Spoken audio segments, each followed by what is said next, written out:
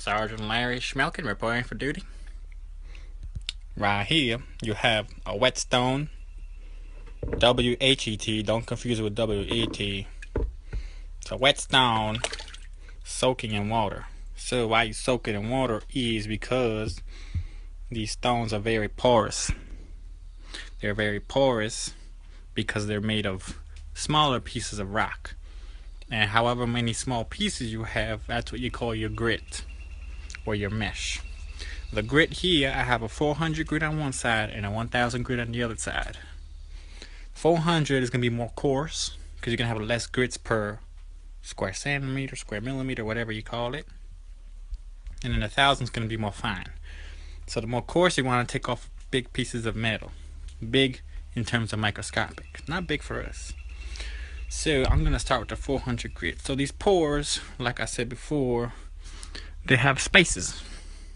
And these spaces are going to have to get filled with water. Why, you ask? So you can have a smoother glide over the stone. Because if you can have a rough glide, you're going to start chipping.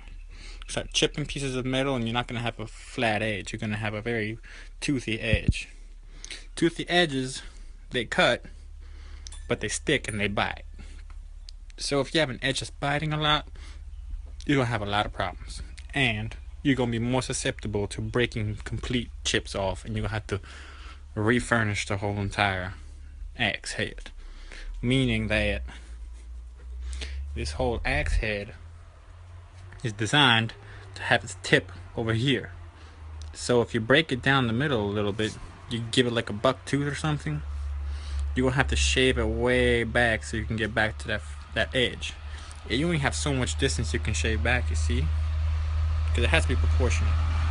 If it's not proportionate, you're eventually going to have a hammer rather than an axe.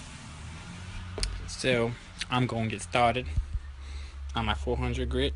You can feel it. This one's the rougher side, this one's the smoother side. And I also wrote it down. Alright folks, TTYL.